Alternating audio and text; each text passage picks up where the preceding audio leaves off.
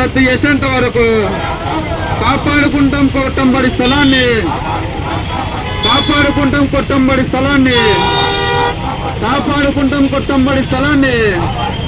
వర్ధిల్లాలి పూర్వ విద్యార్థులు 43వ వార్డు ప్రజల ఐక్యత. వర్ధిల్లాలి పూర్వ విద్యార్థులు 43వ వార్డుల ప్రజల ఐక్యత. వర్ధిల్లాలి పూర్వ విద్యార్థులు 43వ వార్డు ప్రజల ఐక్యత. అక్రమంగా ఇచ్చిన పట్టాను, అక్రమంగా ప్రైవేట్ వ్యక్తుల చేతికి ఇచ్చిన పట్టాను, అక్రమంగా ప్రైవేట్ వ్యక్తుల చేతికి ఇచ్చిన పట్టాను, అక్రమంగా ప్రైవేట్ వ్యక్తుల చేతికి ఇచ్చిన పట్టాను కాపాడుకుంటాం కొట్టంబడి స్థలాన్ని, కాపాడుకుందాం కొట్టంబడి స్థలాన్ని.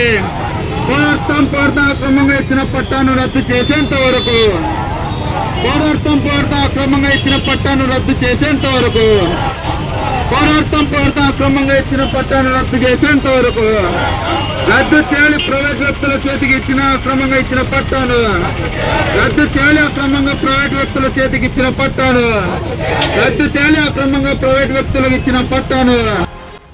కర్నూలు కార్పొరేషన్ పరిధిలోని 43వ వార్డులో బడి స్థలానికి అక్రమంగా పట్టా తీసుకొని ఆ పట్టా ద్వారా తమ కూతుర్ల పేరుతో రిజిస్టర్ చేయించి వారు వేరే వాళ్ళకి అమ్మి ఈ విధంగా బడి స్థలం కబ్జాకు గురవుతుంది. దానిపైన చర్యలు తీసుకోవాలని చెప్పేసి ఈరోజు జిల్లా కలెక్టర్ గారికి వినతి పత్రం ఇవ్వడం జరిగింది. దాదాపు 45 సంవత్సరాలుగా ఇందిరాగాంధీ నగరు, పివి నరసింహారావు నగరు, ఇల్లూరు నగరు చుట్టుపక్కల ఉండే స్లమ్ ఏరియాలో ఉండే పేద ప్రజల పిల్లలందరూ ఈ బడిలో కొట్టంబడిలో చదువుకుంటున్నారు.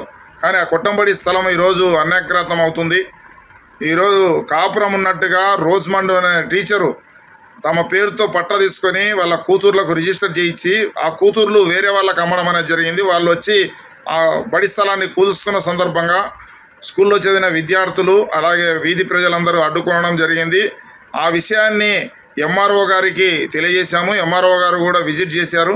కానీ ఇప్పుడు దాకా దానిపైన ఎలాంటి చర్యలు తీసుకోలేదు. కనుక మేము కోరుతున్నది ఒకటే, ఆ బడికి అక్రమంగా ఇచ్చిన పట్టాను రద్దు చేయాలా, ఆ స్థలాన్ని ప్రభుత్వం స్వాధీనం చేసుకోవాలా, అక్కడ స్కూల్ నిర్మాణం చేయాలా, లేదంటే కమ్యూనిటీ హాల్ నిర్మాణం చేసి వీధి ప్రజలందరికీ ఉపయోగపడే విధంగా ఆ స్థలాన్ని కాపాడాలని చెప్పేసి కోరుతున్నాం.